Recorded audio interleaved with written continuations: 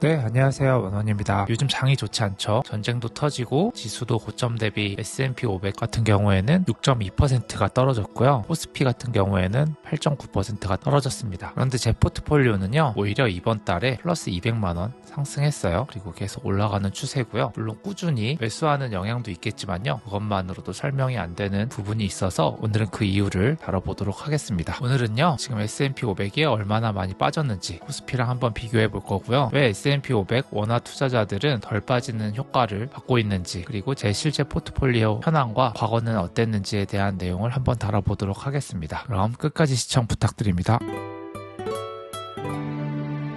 네, 그럼 바로 알아보도록 하겠습니다. 첫 번째입니다. 지금 고점 대비 얼마나 빠졌을까에 대한 이야기예요. 먼저 S&P 지수를 보면 최고 고점은 6,932포인트였습니다. 2025년 10월 24일 종가 기준이고요. 그리고 올해 1월 28일에는 장중 7,000선을 돌파를 했었어요. 그러다가 현재 고점 대비 마이너스 6.2% 하락 중이고요. 미국과 이란의 전쟁이 시작되면서 급격히 하락하고 있는 추세입니다. 그리고 코스피를 보면요, 작년에 무려 76% 상승을 했어요. AI, 반도체 슈퍼사이클 덕분이었고요. 그러다가 이란 전쟁이 터진 이후에 코스피는 거의 바닥을 쳐서 3월 4일 하루 동안에만 12.1%가 빠졌고요. 3월 9일에는 또 8%가 빠져가지고 이 이틀 동안에 서킷 브레이커가 2회나 발동이 되었습니다. 그래서 고점 대비 하락률을 보면 코스피의 경우에는 고점 6,347포인트 대비 3월 4일에 5,093포인트로 마감을 해서 19.7%가 하락을 했었고요. 그리고 현재 기준으로 보면 8.9%, 거의 9% 하락 중인 모습을 볼 수가 있습니다. 그래서 S&P 500이랑 비교를 해보면 S&P 500은 고점 대비 6.2% 하락한 모습이었고, 코스피의 경우에는 마이너스 19.7%가 하락을 해서 무려 3배 넘는 하락이 나타났었습니다. 왜 이렇게 차이가 나냐면요, 한국은 에너지 거의 순 수입국이기 때문에 전쟁 시 이런 유가 불안 이런 거에 바로 직격을 받죠. 그런데 미국은 셰일 혁명 이후에 거의 최대의 산유국이 되어서 에너지 충격이 상당히 좀 제한적이어서 이런 부분에 대해서는 조금 저희가 더 민감하게 반응을 하고 있고요. 근데 아시다시피 저희는 한국에서 S&P 500을 사니까 이보다 덜 하락을 합니다. 다음 장에는 그걸 좀 다뤄볼게요. 다음은 환율과 S&P 500 관계를 한번 알아보도록 하겠습니다. 아시는 분은 뭐 대부분 다 아시겠지만 잠깐 다뤄보면요, 제가 투자하고 있는 코덱스 미국 S&P 500 ETF를 보면요, S&P 500은 아까 6.2%가 빠졌는데 환율이 반영된 저희 코덱스 미국 S&P 500을 보면 고점 대비 약 2.7%밖에 안 빠졌어요. 그 이유는 많은 분들이 아시다시피 환율 때문인데요. 같은 기간 환율이 거의 3에서 3.7%가 올라서 위기가 발생을 하면 보통 안전자산인 달러가 강세가 되면서 환율이 올라요. 그렇기 때문에 S&P 500이 6.2%가 빠져도 저희는 그보다 많이 낮은 수치인 2.7% 정도밖에 안 빠지는 거고요. 이런 걸 자연 해지라고 하는데요. 보통 위기 상황에 이런 흐름이 반복되기 때문에 저희는 그 충격이 굉장히 적다고 볼 수 있을 것 같습니다. 정리하자면 S&P 500 달러 기준으로는 고점 대비 마이너스 6.2%가 빠졌고요. 코스피는 마이너스 8.9%, 환율이 반영된 코덱스 미국 S&P 500 같은 경우에는 마이너스 2.7% 하락을 했네요. 그래서 같은 전쟁이 일어나도 이런 크게 세 가지의 형태로 주가의 흐름이 나타나고 있고요. 다음으로는 제 실제 포트폴리오 현황을 알아보도록 하겠습니다. 저는 2023년부터 약 35개월 동안 S&P 500을 적립식으로 매수를 하고 있고요. 제 포트폴리오를 보면 현재 총 평가 금액은 2억 516만 원 정도 되고요. 수익률은 38.67%, 그리고 수익금은 약 5,804만 원 정도 됩니다. 근데 여기서 중요한 것은 최근 3개월 흐름이에요. 저는 작년 12월에 제 S&P 500 평가 금액이 1억 9,125만 원이었는데요. 그 흐름은 계속 지속적으로 상승 중이고요. S&P 500이 고점 대비 6.2% 빠진 구간임에도 불구하고 제 포트폴리오 총액은 계속 올라가고 있어요. 물론 이 기간 동안에 저는 약 1,500만 원 정도 추가 매수를 했는데요. 거의 2억 가까운 투자금인데도 불구하고 꾸준히 평가 금액이 상승한다는 것은 저는 꽤 안정적인 투자를 하고 있다고 생각이 들고요. 저는 이게 적립식 투자의 장점이라고 생각하는데요. 오히려 주가가 더 떨어지면 더 낮은 가격으로 꾸준히 살 수 있으니까요. 나중에 반등하면 오히려 더 큰 수익으로 오겠죠. 그래서 저는 이 기간도 좀 즐기면서 투자를 하고 있고요. 오히려 이런 기록들을 보니까 저와 이런 S&P 500 투자 흐름을 보더라도 제가 오히려 앞서는 흐름을 보이고 있다는 것도 쉽게 눈으로 알 수 있는 시기였습니다. 물론 이전보다는 가파른 상승이 아니라 거의 지지부진하다가 하락하고 이런 추세여서 이런 것을 또 불안하게 생각하시는 분들도 계시겠지만요. 하지만 모든 투자라는 게 항상 이렇게 상승할 수도 없고 반대로 생각해서 이렇게 항상 떨어질 수도 없고요. 또 어떤 때는 이렇게 지지부진한 때도 있는 게 바로 투자니까요. 저는 이 과정도 그 부분의 하나라고 생각을 하고 있고요. 여러분은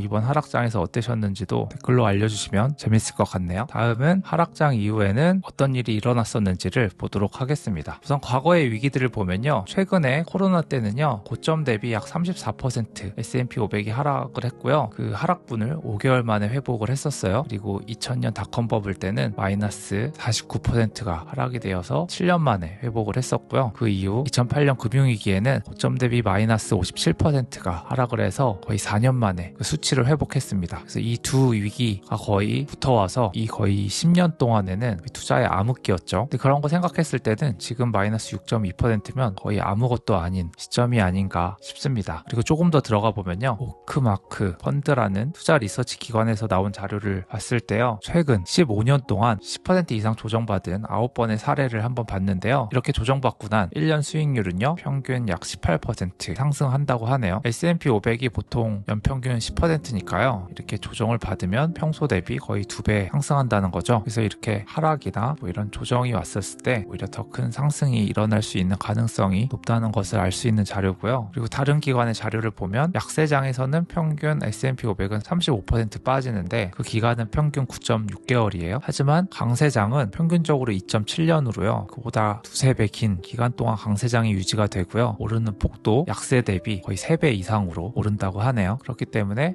약세장이 잠깐 일어나도 그 기간은 생각보다 짧을 거라고 생각이 들고요. 그 이후에 강세장도 더 길어질 수 있으니까 이 점도 참고하면서 투자를 하면 좀 이 기간을 버티기에 조금 더 낫지 않을까 싶습니다. 그리고 지금 공포와 탐욕 지수 현재 이 수치가 얼마냐면 14.6포인트입니다. 그런데 이 수치 자체가 엄청나게 낮은 수치거든요. 그래서 또 다른 자료에서는 이렇게 낮은 수치에서 매수한 투자자들은 엄청난 수익을 가져다 준다는 자료가 있는데요. 거의 이렇게 낮은 수치는 2018년 무역전쟁, 2011년 재정위기, 코로나 이런 때만 나오는 수치인데 하지만 이런 낮은 수치가 나온 1년 후 수익률을 보면 대부분 상당 부분 높게 나타나고 있습니다. 2018년에는 29% 그리고 2011년에는 38% 그리고 코로나 때는 70% 그렇기 때문에 이렇게 공포감을 가지고 있는 시점에서는 또 투자 자금이 이 시장에서 많이 떠나 있는 시점이니 나중에 이 불안만 해소가 된다면 또 그만큼 많은 자금이 들어와서 더 큰 상승을 만들어낼 수 있는 기회의 시기가 아닌가 싶습니다. 그리고 마지막으로 제가 가장 좋아하는 통계는 그 무엇보다도 S&P 500은 오래 보유하면 무조건 수익을 낸다는 건데요. 1927년부터 현재까지 15년 이상 보유를 한다면 그 어떤 시점에도 손해를 본 케이스가 없다는 거죠. 그렇기 때문에 나중에 보더라도 지금 이렇게 지지부진하고 이 하락이 나타나는 순간은